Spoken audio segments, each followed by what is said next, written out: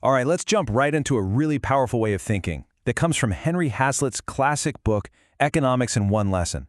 The big idea is actually pretty simple, but it's a total game changer. It's that good economics means learning to see the things that aren't immediately obvious, the hidden, long-term effects of any action. So let's start with a kind of weird question. Can destruction actually be good for the economy? I know, it sounds crazy, right? But you've probably heard this idea before.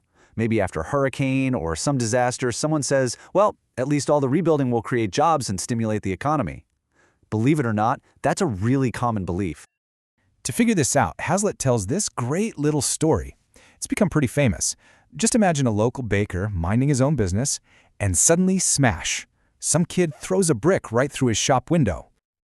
So a crowd gathers on the street, and you know how it is. People start talking, and pretty soon they find what they think is a silver lining. They say, hey, look on the bright side. Now the baker has to pay a glazer, maybe $250 to fix that window. That's great for the glazer. And then the glazer will have $250 extra to spend with other shopkeepers, and that money will just keep spreading through the town in these ever-widening circles. You know, if you follow that logic, the kid who threw the brick isn't a menace at all. He's practically a local hero. He just created a mini economic boom with one act of vandalism. But wait a second. That doesn't feel quite right, does it? Yeah, and you'd be right to feel that way, because this is exactly where that simple logic just completely falls apart. This is where we have to do what the crowd didn't. We have to look beyond what's right there in front of our faces and see the whole picture. So what does the crowd see? They see the broken window and they see the baker give money to a glazier to get a new one. It's visible, it's obvious. But what is not seen? Well, the crowd will never see the brand new suit that the baker was planning to buy with that exact same $250. Now that he has to buy a window, the tailor never gets that business. So the glazier's gain is literally the tailor's loss. The town as a whole isn't any richer. It just has a new window instead of a new suit. And this right here is what's known as the broken window fallacy.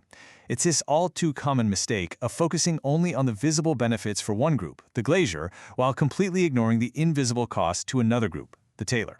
Hazlitt actually calls this one of the most stubborn and persistent fallacies in the entire history of economics. And this quote really sums up the whole lesson. The entire art of economics, according to Hazlitt, is about this one skill, looking at the long game, tracing the consequences of any policy not just for one group, but for all groups. It's about seeing the seen and the unseen. Now, this idea isn't just for small-town stories. It scales up big time. Let's apply it to something we hear about all the time: massive government spending on public works projects. Okay, so let's say the government decides to build a huge bridge to provide employment. What do we see? Well, we see the bridge. It's impressive. We see hundreds of workers in hard hats earning a paycheck. It's all very visible, very tangible. But what's the unseen part? Where did the money for the bridge come from? It was paid for with taxes. And every dollar taken from a taxpayer to pay a bridge builder is a dollar that taxpayer can no longer use to buy a car or renovate their house or invest in a new business. We see the public jobs created, but we never see the private jobs that were destroyed as a result. Okay, let's try this logic on another classic economic fear, the idea that new technology and machines are coming to destroy all the jobs. Once again, think about what's seen versus what's not. What we see is always a personal story. We see Joe Smith, a worker who lost his job because a new machine can do it better. That's a real hardship, and it's easy to see. But what are the unseen effects? Well, new jobs are created building and maintaining that machine. Even bigger, the machine probably makes the product cheaper for everyone. Now, all of us consumers have extra money in our pockets, and we spend that money on other things, creating new jobs in totally different industries. And history is just filled with amazing examples of this. Just look at the cotton industry in England. When new spinning machinery was introduced in the 1760s, people panicked. The seen effect was weavers losing their jobs. But the unseen, long-term effect was absolutely mind-blowing. In just 27 years, employment in the industry exploded from around 7,900 people to 320,000. That's a 4,400% increase.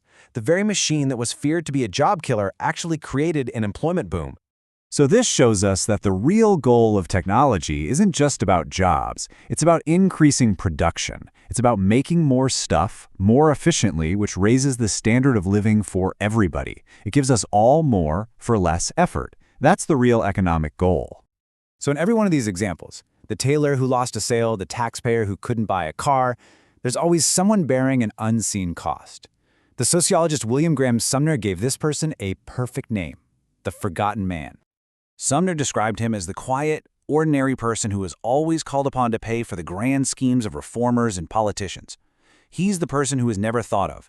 He's the tailor who loses the business. He's the taxpayer who quietly foots the bill. He's the one who bears the unseen costs of policies that are designed to visibly help someone else. So really, that's the challenge that this whole lesson leaves us with. The next time you see a headline about some new program or policy, try to apply this framework. Look right past the obvious immediate benefits that everyone is talking about and ask yourself two simple questions. What are the unseen consequences?